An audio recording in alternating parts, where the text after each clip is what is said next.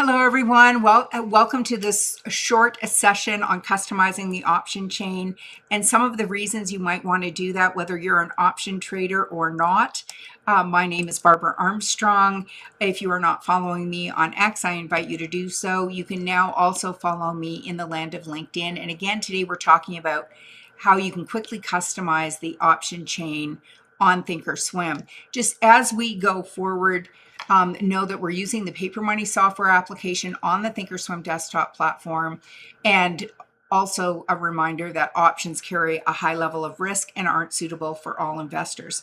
Okay, so here is our option chain, and when you first come in, it is going to show you 4 strikes, and this is what it's going to be set up with, you know, the last price of the option and the net change.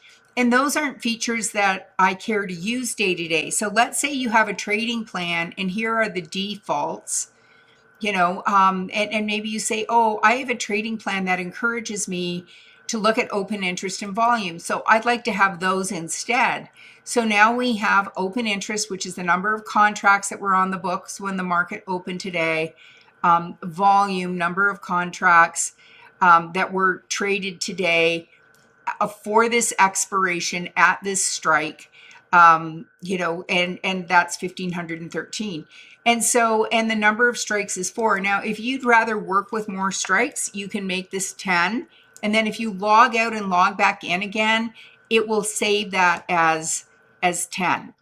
The other thing that you may want to do is say, well, I, for example, like to have some additional columns in there so I can customize the column sets, and I want to add to mine delta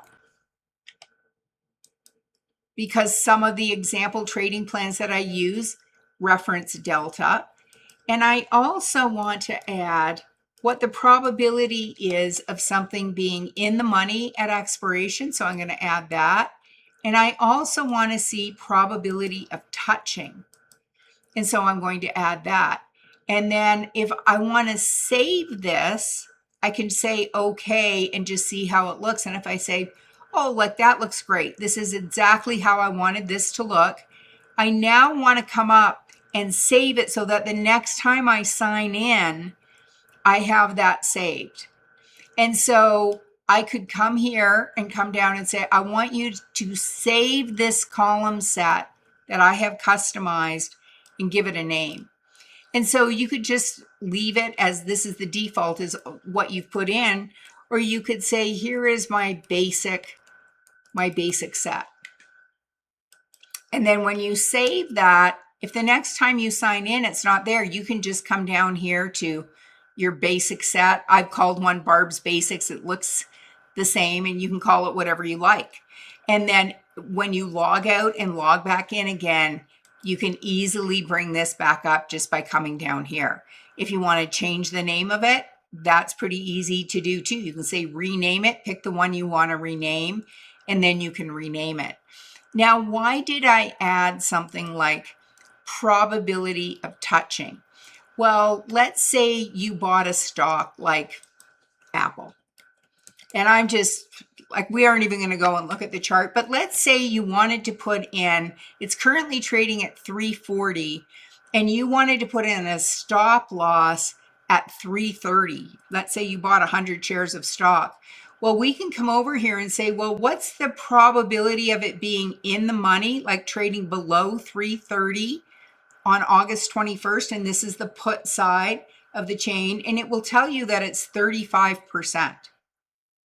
But a stop is triggered if you do a stop market order. A stop loss would be triggered if it even touched that 330 number.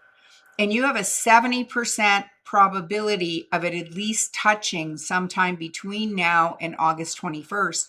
So looking at this can give you an idea on placing a stop loss order and what your chances of being stopped out might be.